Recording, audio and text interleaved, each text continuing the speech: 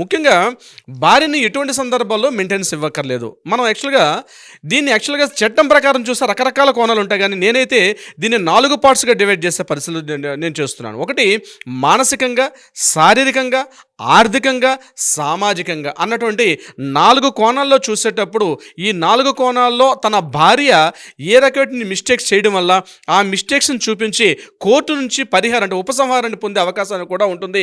Maintenance ఇవ్వకుండా కూడా ఉండే అవకాశం కూడా ఉంటుంది అన్నది ఈ 4 కోణాల్లో మనం మాట్లాడుకుందాం నాగరాజు గారు. అందులో ప్రధానంగా మానసికంగా అన్నటువంటి విషయానికి వచ్చినట్లయితే ఇది ఎలా చెప్తున్నాం మానసికంగా అంటే భార్య తనని విడిచిపెట్టేసి ఎక్కడికో వెళ్ళిపోయింది. చెప్పా పెట్టకుండా వెళ్ళిపోయింది ఆ భార్య.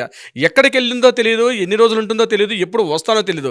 కోర్టు నుంచి మనం ఒకవేళ మన ఆర్సీఆర్ పిటిషన్ వేసుకున్నా సరే ఒక సమాధానం నేను నీ దగ్గరికి రాను, నేను ఇంక నీతో కాపురం చేయలేను, నన్ను విడిచిపెట్టేసే అని చెప్తూ ఉండిపోయి అక్కడి నుంచి ఒక పిటిషన్ వేస్తుంది.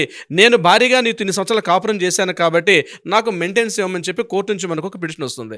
చెప్పా పెట్టకుండా భార్య వెళ్ళిపోయి అంటే సరైనటువంటి కారణం చూపించకుండా మానసికంగా ఒక 2 సంవత్సరాలు, ఒక నెల పాటు, ఒక ఏడాది పాటు, ఒక కొన్ని సంవత్సరాలు మానసికంగా చాలా వేధింపులు అంటే ఆ ఎడబాటుని తట్టుకోలేక అతను చాలా రకాలుగా బాధపడిపోతుంటాడు. మానసికంగా అనేక రకాల బాధలు పెడుతుంటుంది. ఇక ఉన్నటువంటి సమయంలో కూడా అనేక రకాల చిత్రహింసలు గురి చేయడం మానసికంగా. అంటే తను ఎడ్డమంటే తను తెడ్డమని మాట్లాడడం, అవునంటే కాదని మాట్లాడడం.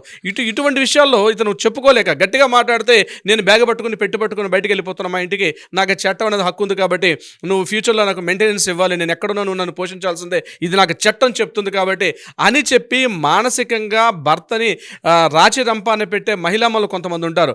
అటువంటి వ్యక్తులు చెప్పా పెట్టకుండా వెళ్ళిపోతే దీనికి సరైన ఆధారాలు, దీనికి సరైనటువంటి ఎవిడెన్స్లు కానీ చూపించుకోగలిగితే ఆ మానసికంగా పెట్టే బాధల నుంచి కూడా తప్పించుకునేటప్పుడు మనం దాన్ని కూడా మెయింటెనెన్స్ అనేది ఇవ్వకుండా ఉండాల్సిన పరిస్థితి వస్తుంది. దానికి సరైనటువంటి ఆధారాలు చూపించాలి.